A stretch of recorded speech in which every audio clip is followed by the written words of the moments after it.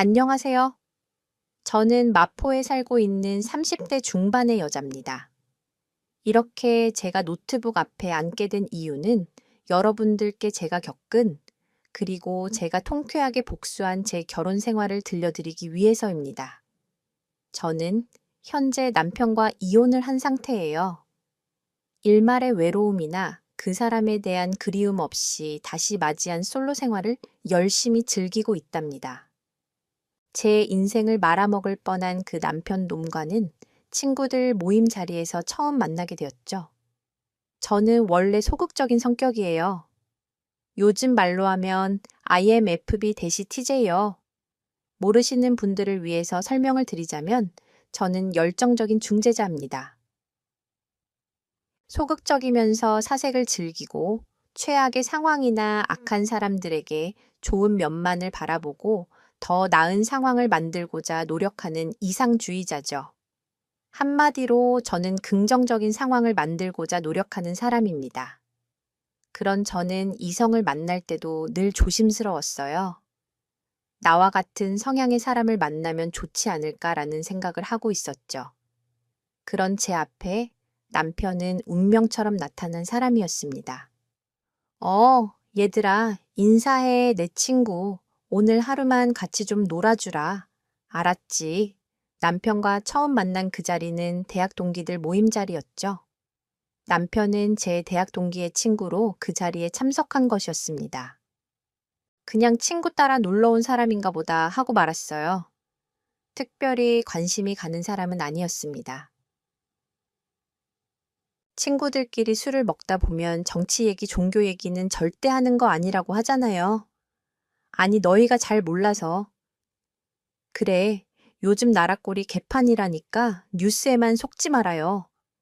이 사람들아. 그런데 제 대학 동기였던 남편의 친구는 주장이 참 강한 동기였어요. 그 친구는 술이 머리끝까지 차오른 상태에서 자신의 정치색을 드러내기 시작했죠.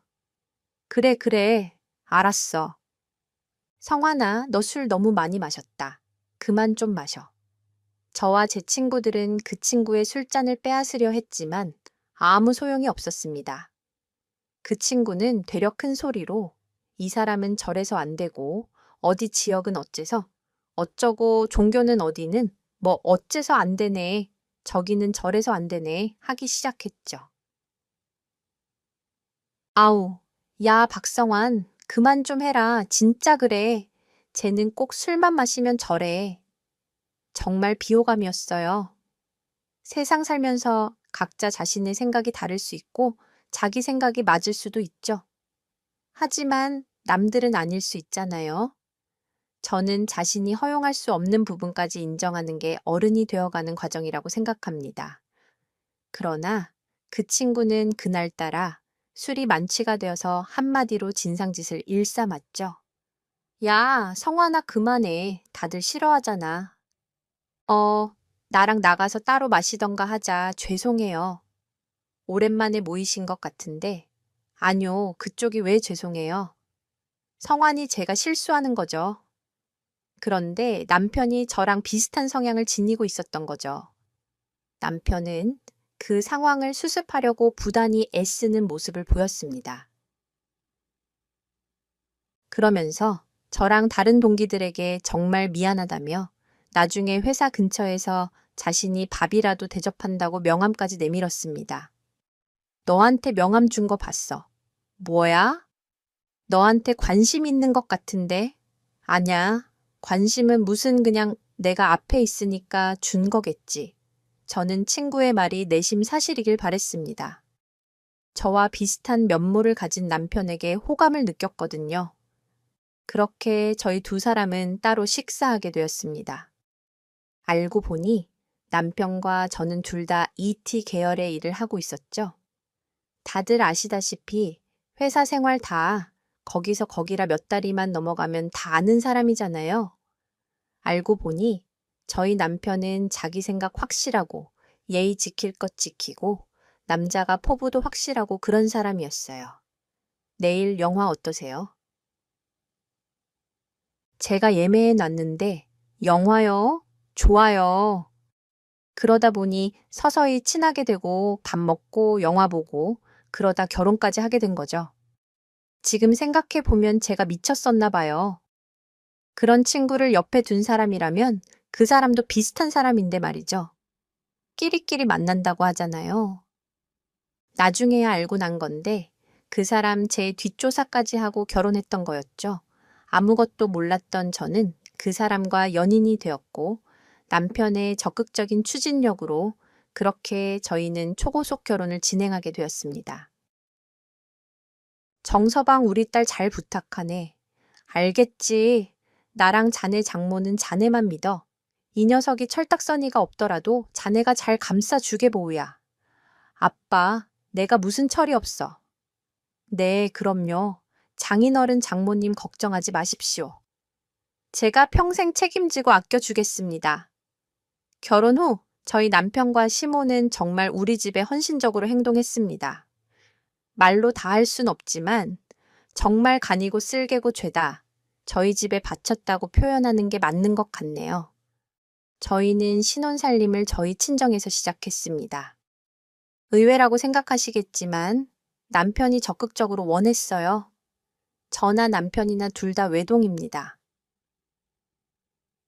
남편은 자기가 외동이면서 저를 시집 보내고 나면 저희 친정 부모님이 적적하실 거라는 이유로 저희 집에서 대릴사이를 하겠다고 했죠. 자기야, 아무래도 장인 장모님 당신 결혼하고 나면 적적하실 것 같아. 그래서 말인데 우리가 처갓집에 들어가서 살까? 자기 맨날 부모님 걱정하잖아. 어? 아니야. 우리 신혼인데 둘이 지내던지 어머니 혼자 계시니까 먼저 자기 어머님 챙겨드리다. 우리 나가서 살자 아냐? 내가 그렇게 하고 싶어서. 그래. 나 당신네 집 보면서 화목한 가정을 이루는 방법 좀 익히려고 알잖아. 나 엄마 밑에서 혼자 큰 거. 솔직히 말하면 어려서부터 친척들도 없고 해서 나 가정을 어떻게 이뤄야 하는지 모르겠어. 가서 내가 아버님 어머님한테 어떻게 가정 꾸리는지 배우고 하면 좋잖아. 저는 정말 고마웠습니다. 저희 어머니가 사실은 몸이 좀 안 좋아요. 저는 어릴 적부터 잔병치레를 달고 살던 어머니의 모습이 익숙했습니다. 원래 잔병치레가 심한 사람들이 있잖아요. 그런 연약한 몸에 최근에는 친정엄마한테 심근경색까지 와서 걱정이었죠. 친정아버지가 계시지만 매일 일 때문에 바쁘시고 어머니는 집에서 혼자 계시는데 걱정이 되더라고요. 고마워. 자기야, 나 당신이 마음 써준 것처럼 어머니한테 잘할게. 고맙고 말고가 어딨어. 너희 부모님이 내 부모님인 거야. 그렇게 생각하지 마. 우리 잘 살아보자. 그렇게 저희는 저희 집에서 천천히 준비해서 나중에 나가 살기로 결정했습니다. 명절 때도 얼마나 우리 집을 챙겼는지 몰라요. 설이 오기 전에 우리 집에서 다 같이 모여 밥을 먹을 때 일입니다. 자기야 어머니 혼자 계시니까 이번 설에 가서 며칠 있다가 오자. 우리는 매일 우리 엄마 아빠 보니까. 사실 저 의견은 저희 친정아버지가 제게 먼저 제안하셨던 내용이었어요. 아무래도 혼자 계신 사돈께 죄송하다고 말입니다. 오, 종서방, 그렇게 해. 우리는 어차피 그 전에 성묘 드리고 오면 되니까. 부담 갖지 말고, 아니요, 아버님, 우리 집 어차피 어려서부터 명절 때 잘 모이지도 않았고, 그냥 저희 어머니랑 외식 한번 하는 정도였어요. 에헤이, 아니야. 아무리 그래도 어머님이 섭섭하시지. 일단 이번 설날은 그렇게 하세 감사합니다. 아버님, 그럼 이번만 양해 부탁드릴게요. 그렇게 훈훈하게 이야기는 마무리됐고 설이 되었습니다. 조이는 약속대로 시모의 집으로 향했죠. 친정 부모님은 한가득 시모를 위한 선물을 챙겨주셨습니다. 저나 남편 둘 다 양손에 선물을 가득 들고 시모를 찾아뵈었어요. 어머니, 저희 왔습니다. 엄마, 나 왔어. 어머, 아이고, 안 와도 된다니까. 어서 들어와. 시모는 반갑게 저희를 맞이해 줬죠. 안 왔으면 어쨌으려나 싶을 만큼 시어머니는 상 한가득 음식을 차려두었어요. 상다리가 부러진다는 말을 눈으로 본 셈이었죠. 너무 감사하다며 맛있게 식사를 했습니다. 이렇게 가족이 되어 가는구나 싶었죠. 몇십 년을 남으로 살았던 남편의 집에 며느리로 들어와 명절을 함께 보낸다는 자체가 제게는 큰 의미로 다가왔습니다. 시어머니도 그런 듯 했어요. 물론 다른 의미로 시모는 행복해한 거였지만요. 우리는 원래 명절 안 보내. 이렇게 안 와도 돼. 시모는 제 밥, 숟가락에 이런저런 음식을 올려주며 이렇게 하지 않아도 되니 다음부터는 굳이 이렇게 챙기지 않아도 된다고 했습니다. 아니에요. 어떻게 그래요? 어머니 자주 뵙지도 못하는데 저희가 죄송하죠. 요즘 잘 지내시죠? 편찮으신 데는 없으시고요. 아유, 그럼 그냥 지내지. 나 알잖아. 그냥 모임 다니고 동네 아줌마들이랑 등산도 다니고. 그래, 사돈 어른들은 잘 지내시나? 그럼요. 저희 아버지 어머니는 잘 계시죠. 오늘 아마 두 분이 집에 그냥 계실 것 같아요. 저희도 명절 막 그렇게 챙기고 그러지는 않으니깐요. 어머, 그럼 우리 사돈 댁에 가서 같이 저녁 먹자. 아유, 이왕의 명절인데 어디는 자식들이 가고 어디는 두 분이서만 계시고 이런 건 아니지. 시모는 명절은 가족이 다 같이 보내는 건데 그럼 이렇게 있지 말고 다 같이 보내자며 저희 친정으로 가자고 했습니다. 갑자기 저는 너무 당황스러웠어요. 감사하기도 했지만 이게 갑자기 무슨 일인가 당황스러웠죠. 아니에요. 어머니 굳이 안 그러셔도 돼요. 아니, 그렇잖아. 어차피 둘 다 명절 행사. 그렇게 챙기지 않으면 너네 왔다 갔다 할 게 아니라 세아가 집에서 밥도 먹고 하면 좋잖아. 이번엔 내가 홍삼 좋은 거 사다 놨는데 그럴까? 그럼 자기야, 내가 장인어른한테 연락드릴게. 다 같이 보내면 좋지. 뭐 엄마 얼른 가자. 그럼 저는 뭔가 설레기 시작했죠. 그런 집 있잖아요. 정말 상상 속에서나 있을 법한 화목한 집안 모아 우리 집이 잘 지내면 좋다고 생각이 들었죠. 저희 부모님 역시 너무 좋다고 어서 모시고 오라고 했습니다. 같이 저녁도 먹고 술도 한잔하자고 말이에요. 그런데 시모는 어디 여행이라도 가는 것처럼 짐을 챙기더군요. 심지어 캐리어에 티셔츠, 바지, 치마, 속옷, 칫솔 등등. 저는 왜 저렇게 짐을 챙기시지 싶었지만 뭐 필요한 게 많은 스타일이라고 생각했습니다. 어서 오세요. 그렇게 저희 부부는 시모를 모시고 저희 친정집으로 향했어요. 언제 그렇게 차리신 것인지 저희 친정집 식탁에는 음식이 한가득 차려 있었습니다. 시어머니 역시 반가운 얼굴로 저희 부모님께 인사를 건네셨죠. 저와 남편은 양가 부모님의 모습을 보며 내심 흐뭇해했습니다.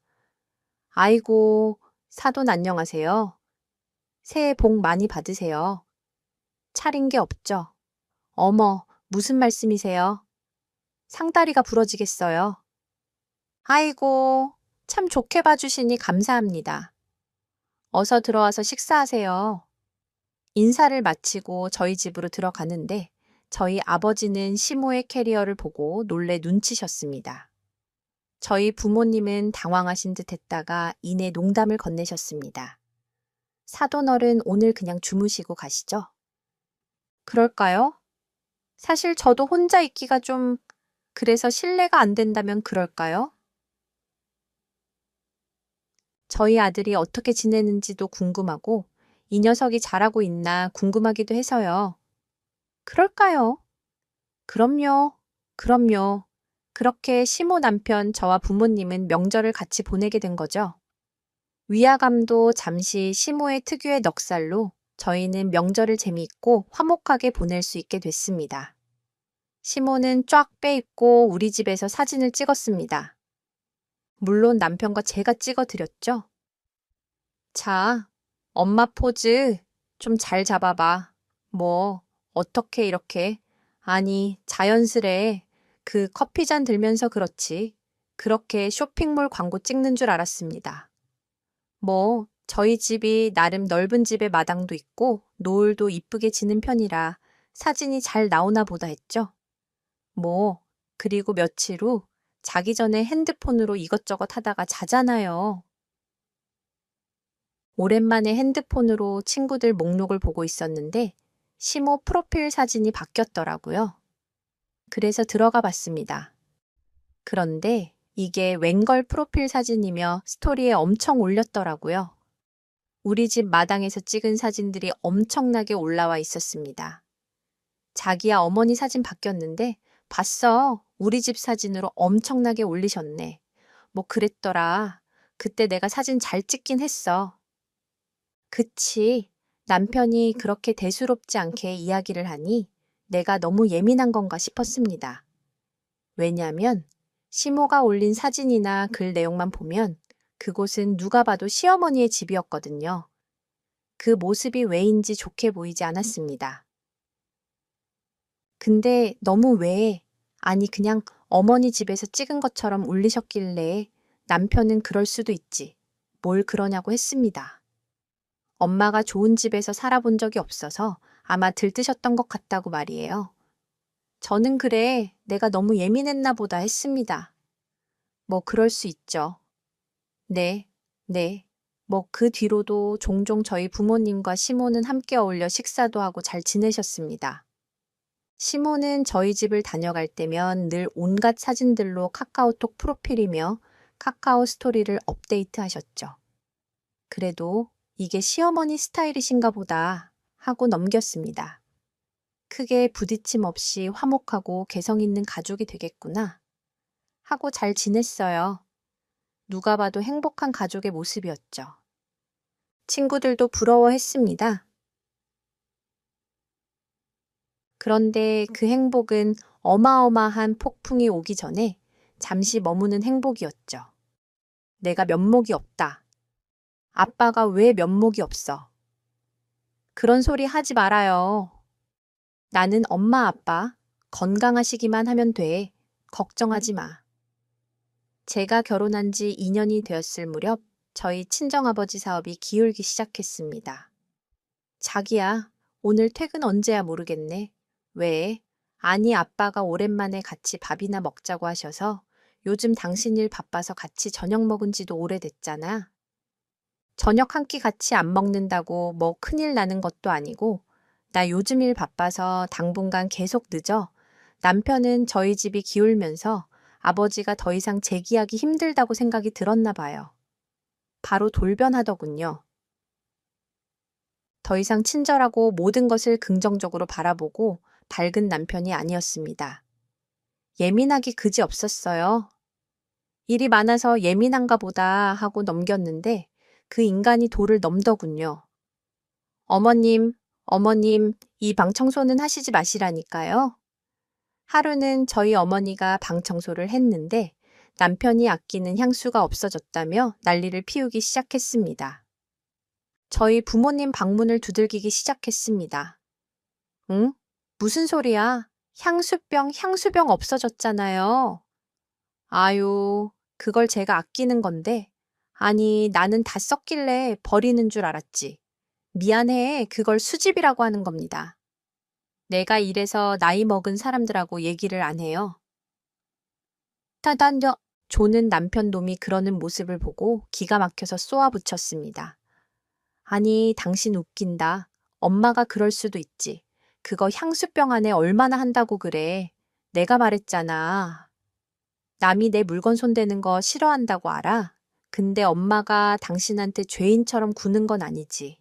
이 집에서 돈 한 푼 안 내고 산 걸 생각해봐. 집에서 청소해줘. 밥 해줘. 빨래해줘. 당신 주말에 한 번이라도 집안일 해본 적 있어? 주말에 방에서 퍼즐나. 자기 바쁘면서 무슨 왜 말을 그렇게 해. 그럼 가족끼리 사는데 돈 내냐? 자기 말 웃기게 한다. 그럼 가족끼리 청소하다가 뭐 하나 잃어버릴 수도 있는 거지. 그걸 가지고 사람을 쥐잡듯이 해.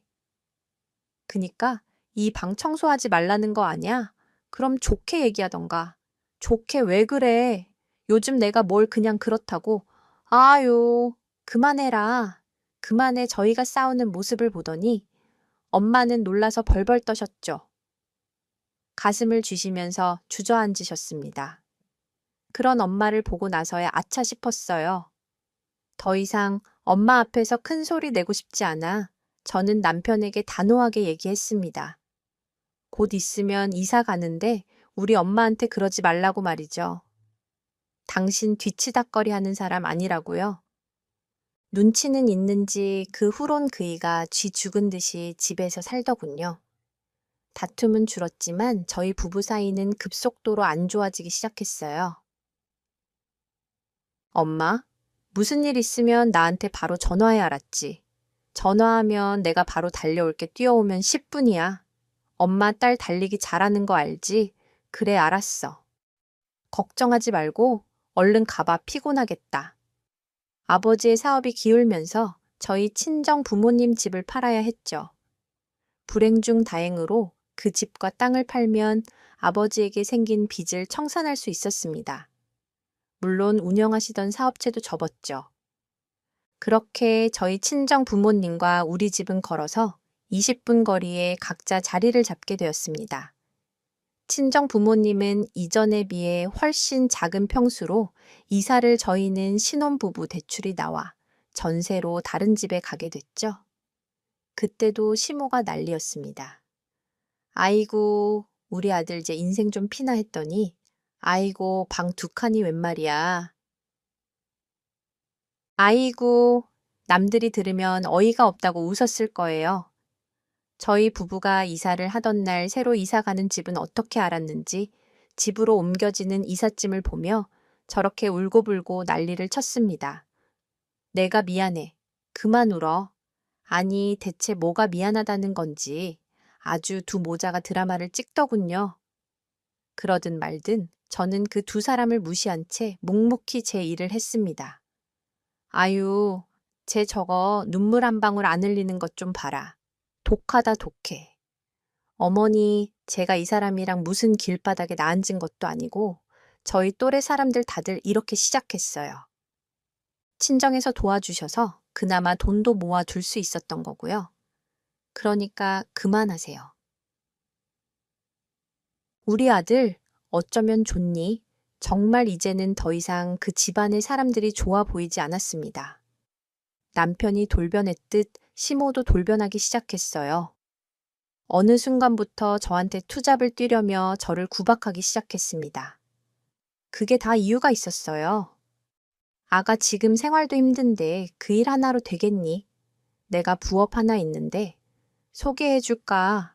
회사 업무로 바빠 죽겠는데 시모는 그런 건 안중에도 없는 듯 제가 근무를 하든 주말이든 전화를 해서 돈을 더 벌어야 하지 않겠냐는 헛소리를 하기 시작했습니다.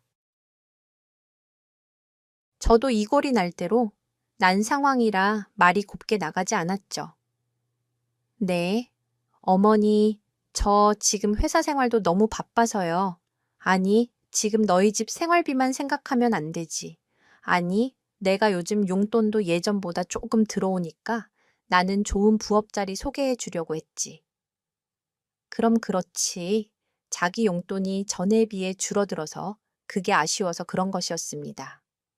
당신 용돈이 필요하니 저보고 돈을 더 벌라는 거였죠. 어머님, 죄송한데 저 정말 회사 일 하나로만 해도 바빠서요. 용돈이 계속 부족하시면 어머니께서 부업해 보시면 안 될까요? 저희가 사정이 나아지면 다시 원래 용돈대로 드릴게요. 어떠세요? 뭐야? 너 지금 나한테 이 나이 먹고 나가서 남 밑에서 일하라는 거냐? 슈모는 제게 건 전화를 뚝 끊어버렸습니다. 그리고 곧장 저희 남편한테 전화했던 모양이에요. 시모의 전화를 끊고 일에 집중하려던 찰나 뒤이어 남편 놈에게 전화가 왔죠. 당신 엄마한테 부업하라고 했어. 그랬는데 어머니가 나한테 회사 일 끝나고 따로 부업하라고 해서 내가 사정이 안 되니까 직접 하셨으면 좋겠다고 남편은 제 대답에 어이가 없다며 네가 어떻게 말했길래 엄마가 너무 서럽다며 울었겠냐고 말입니다. 당신 미쳤어. 넷나가 그 몇 푼 벌겠다고 일을 한다는 게 말이 돼? 그럼 당신은 내가 회사 때문에 아침 6시 반에서 일어나서 일 끝나고 오면 8시가 넘는데 당신 밥 차려주고 남는 시간에 부업하다가 잤으면 좋겠니? 적당히 해. 지금 우리 집 어떻게 되고 있는지 알잖아. 우리 아빠 사업 다시 일으켜 보겠다고 이곳저곳 쉴 새 없이 돌아다니셔. 그럼 적어도 우리 부모님 집 괜찮은지, 어머니 몸은 어떠신지 걱정하는 척이라도 해야 하는 거 아냐? 나한테 부업을 더해서 용돈을 올려달라고 우리 엄마 생활은 해야 할 거 아냐? 왜 이렇게 이기적이야? 당신 왜 이래? 진짜 나 죽는 꼴 보고 싶어. 내가 알던 그 사람 어디 간 거야? 왜 자기밖에 몰라? 더 이상 대화를 이어나갈 수 없었습니다. 이제 보니 남편은 딱 우리 집 재산을 노리고 결혼한 사람처럼 굴더군요. 나도 힘들어. 지금 딱 닥쳤던 개 지붕 쳐다보는 꼴이라고 알아냈다. 말을 말자. 어쨌든 어머니, 더 이상은 나한테 그런 소리 못하게 당신이 알아서 막아. 당장 우리 생활도 힘드니까. 저희는 신혼 전세를 살고 있었기 때문에 이자만 찍으면 되는 상황이었어요. 그런데 왜 이렇게 집에 돈이 비는 거지 싶었습니다. 저흰 공동생활비를 내고 있었기 때문에 한 사람당 200만 원을 부담하는 상황이었습니다. 이게 뭐야? 왜 저축은행에서 돈을 뺄까? 그런데 알고 봤더니 남편 놈이 그 돈으로 자기 빚을 갚고 있었던 상황이었습니다. 남편 놈이 저희 집 믿고 사업한다고 벌렸다 말아먹은 돈이었죠. 남편은 그것 때문에 회사도 그만뒀습니다. 아, 몰라. 그냥 내가 좀 썼어. 야, 걱정하지 마. 내가 알아서 해결할 테니까. 그 해결이라는 게 자기 엄마한테 돈을 빌리는 거였나 봅니다. 남편은 시모한테 좀 도와달라고 했었나 봐요. 네가 시켰냐? 나한테 돈 받아오라고. 네. 내가 미리 말하는데 나는 그럴 돈 없다. 너희 친정 원래 잘 살았던 거 아냐? 설마 하니 그 돈이 다 날아갔을 리는 없을 테고 너희 친정 부모님께 돈 좀 달라고 해라. 슈모는 저에게 전화해서 그런 돈 없다면서 너희 집 원래 잘 살지 않냐고 했습니다. 저도 칼같이 잘라냈죠. 아니라고, 우리 집 지금 너무 힘들다고.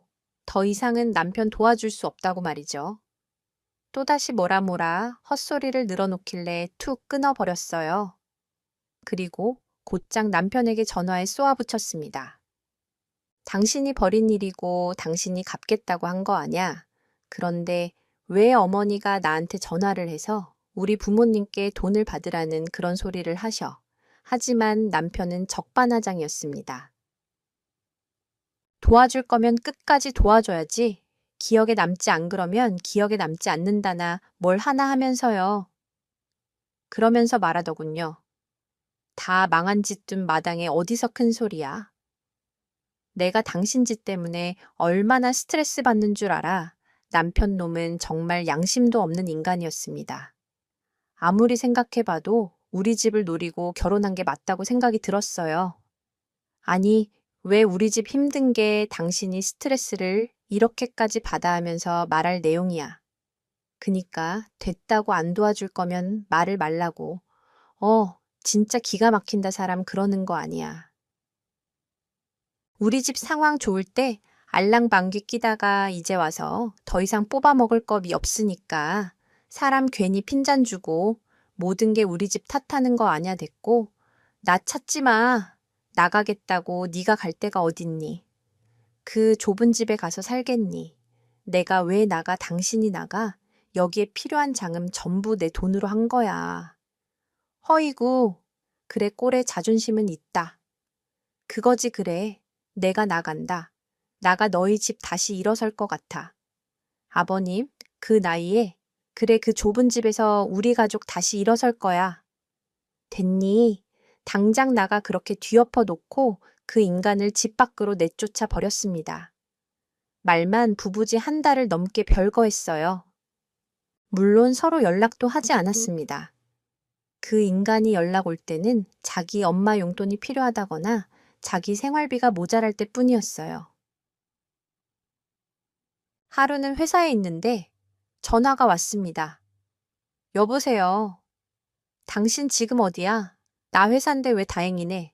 나 앞이니까. 잠깐 나와봐. 왜 나와봐. 나와 보면 알아.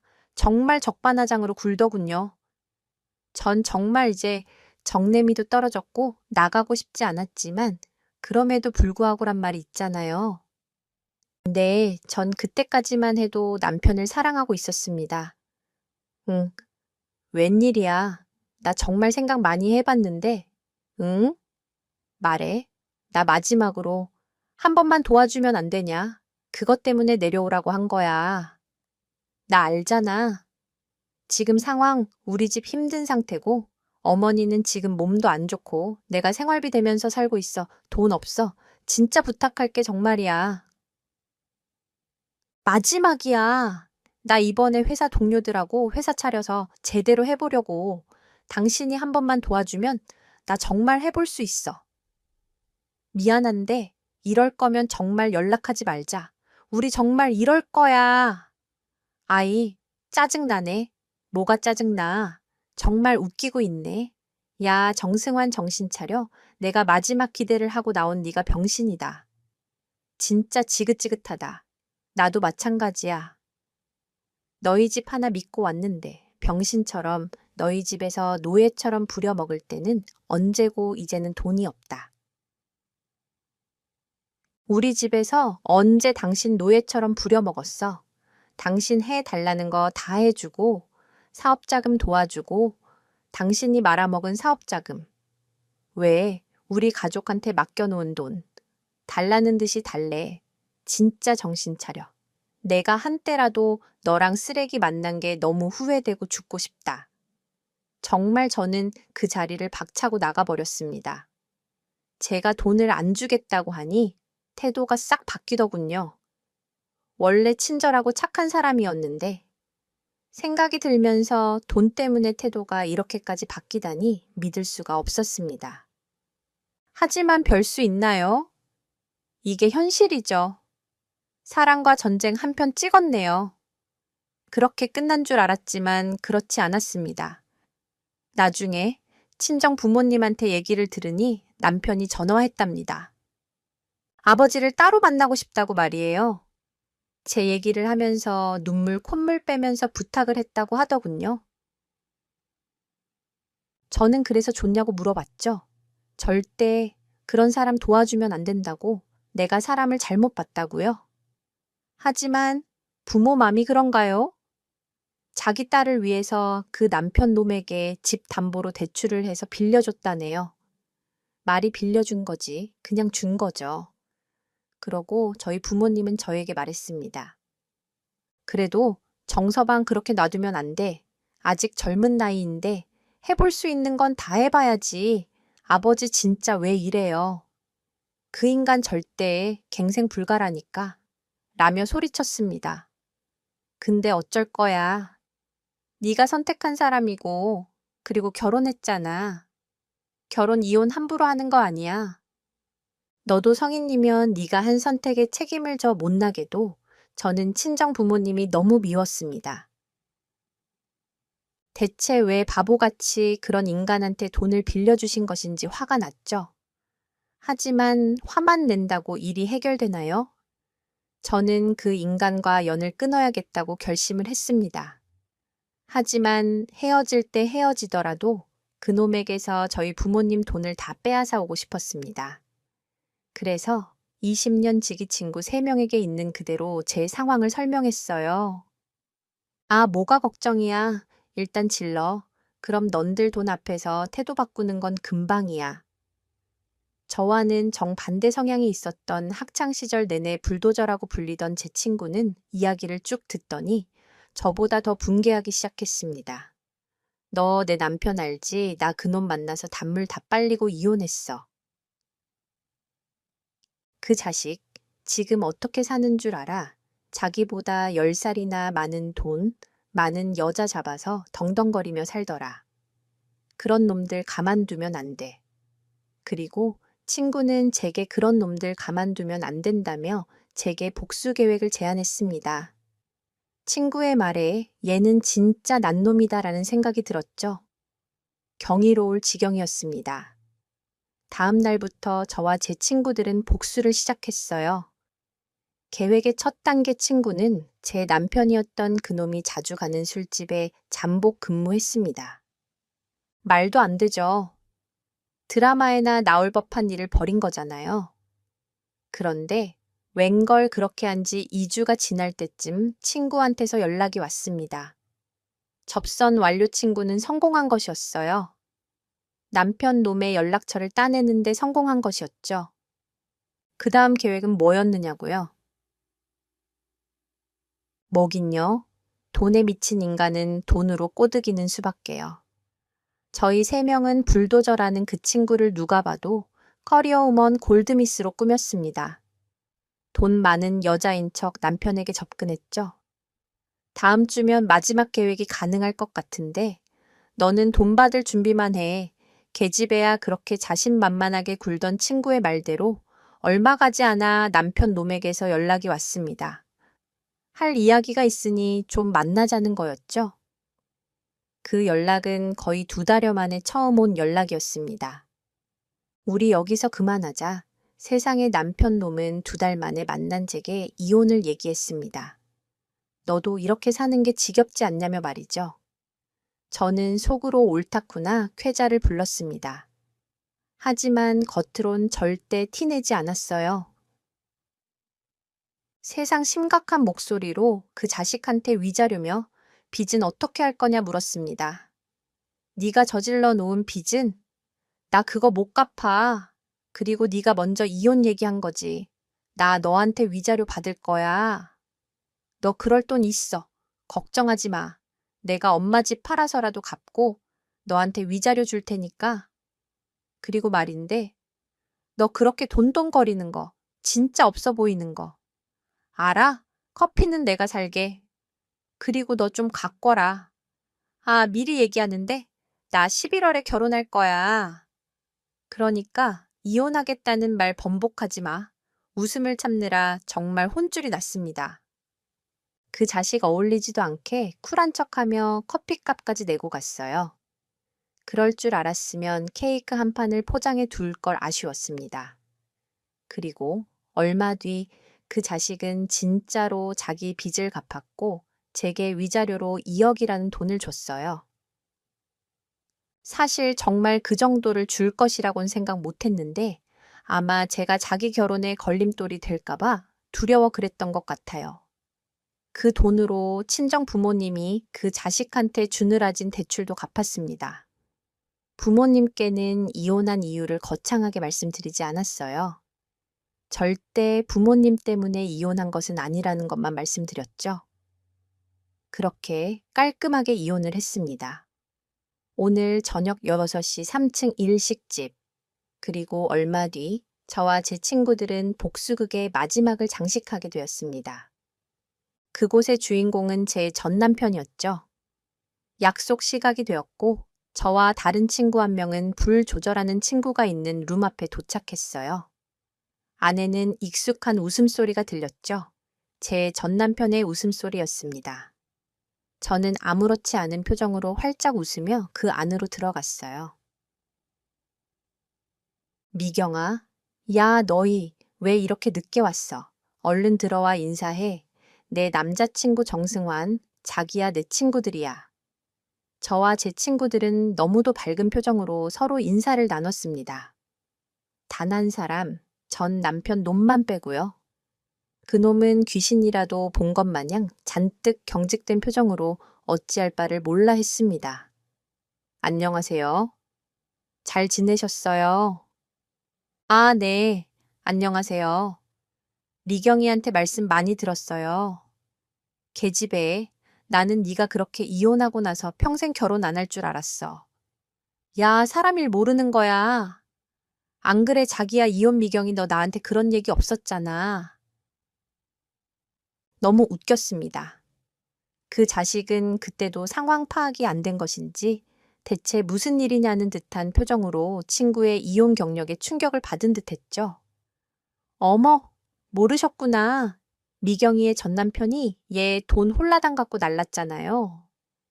그래서 이혼한 건데, 와, 그래도 미경이 얘가 다시 누구 만나서 결혼한다고 할 줄은 몰랐어요. 승화 씨가 우리 미경이한테 엄청나게 잘해주셨나 보다. 전 남편 놈은 제가 불도저라는 제 친구와 다정하게 이야기를 나누면 나눌수록 얼굴이 어두워지기 시작했습니다. 정확히 얘기하자면 돈 얘기가 나오고서부터 그 인간 표정이 급격히 어두워진 듯 했죠. 그 자식은 제 친구가 돈도 많고 건물 몇 채는 기본으로 갖고 있다고 생각을 했었나 봐요. 이혼하고 나서 땡전 한 푼 안 받았다는 친구의 소식에 주춤하는 듯 했습니다. 야, 괜히 오버하지 마. 나 이 사람이랑 결혼 안 해. 우리 딱 여기까지만 하기로 했잖아. 미경아, 너 지금 그게 무슨 소리야? 사람 불러다 놓고 대체 이게 뭔데? 당신은 왜 여기 있는 거고? 참다 못한 인간이 드디어 터지더군요. 원래 성격치고는 꽤 오래 참았다고는 할 수 있겠네요. 내가 못 올 거 났어. 나는 내 친구가 보여줄 사람 있다길래 보러 온 거야. 그런데 그 인간이 너였던 것뿐이고 대체 지금 니들 나한테 뭐 하는 건데? 승환 씨, 왜 내 친구들한테 큰 소리야? 내가 승환 씨한테 언제 결혼하자고 한 적 있었어. 나는 승환 씨랑 결혼 안 할 거야. 그리고 자기 기억력 진짜 꽝이다. 나 기억 안 나. 내가 승환 씨랑 지 결혼할 때 부케 받았었는데 웃긴다 진짜. 내가 마지막이니까 얘기해 주는 건데 너 인생 그딴 식으로 살지 마. 돈이 그렇게 좋으면 돈이나 벌면서 혼자 살던가. 왜 남의 집 귀한 딸을 둘 인생을 망치니? 정신 차려 지야. 우리 먼저 나가 있는다. 무슨 일 있으면 바로 전화해 대충 하고 얼른 나와 미경아. 야, 그렇게 제 친구들은 남편 놈의 뒤통수를 팡치고 자리를 떠났습니다. 남편 놈은 잠시 동안 어안이 벙벙해져 있더니 이내 정신을 차리고 제게 따지고 들었죠. 너 네가 다 꾸민 거지. 너 진짜 미친 거 아니야. 내가 너한테 미경이 만나라고 했어. 니들 둘이 만난 거잖아. 진짜 웃긴다. 나도 이만 갈게. 뭐? 나한테 할 말 있어, 뭐? 야, 내 돈. 내가 너한테 준 위자료. 그거 내놔. 나 지금 그것 때문에 미경. 아니, 저 여자 하나 믿고 우리 엄마 집까지 팔았어. 그러니까 내가 그러라고 했다냐고. 당신이 알아서 준 거 아냐. 네가 네 손으로 직접 다 처리한 일을. 왜 나한테 갑자기 책임지래. 나랑은 상관없는 일이야. 어디서 텐트를 치고 살든 뭘 하든 네가 알아서 너희 엄마 챙겨 나한테 따지지 말고. 야, 이지. 야, 저는 전 남편 놈을 뒤로하고 친구들과 함께 그 자리를 빠져나왔습니다. 전 남편 놈에게서 어떠한 연락을 받지 못했어요. 왜긴요, 이혼한 직후 저희 친정 부모님 핸드폰에서는 물론이고 제 핸드폰에서 그 인간과 시모의 연락처를 차단해버렸기 때문입니다. 우리 가족 번호도 바꿨어요. 2번 다시 그 모자와 엮이고 싶지 않았기 때문입니다. 어마어마한 추진력을 가진 친구들 덕에 통쾌하게 복수를 할 수 있었어요. 이따금 다른 회사 직원을 통해 전 남편 놈의 소식을 듣긴 했습니다. 간신히 집은 구한 모양인데 사람 사는 게 아닌 것처럼 산다고 말이에요. 아, 그렇구나 하고 넘겼습니다. 관심도 가지 않았어요. 자기 인생 자기가 알아서 살겠죠. 여기까지가 제가 오늘 들려드릴 이야기였어요. 이렇게 이야기를 적고 나니 속이 다 시원합니다. 제 이야기를 들은 여러분들의 속도 뻥 뚫리셨길 바라며 이만 글을 줄이겠습니다. 이야기를 들어주셔서 정말 감사합니다.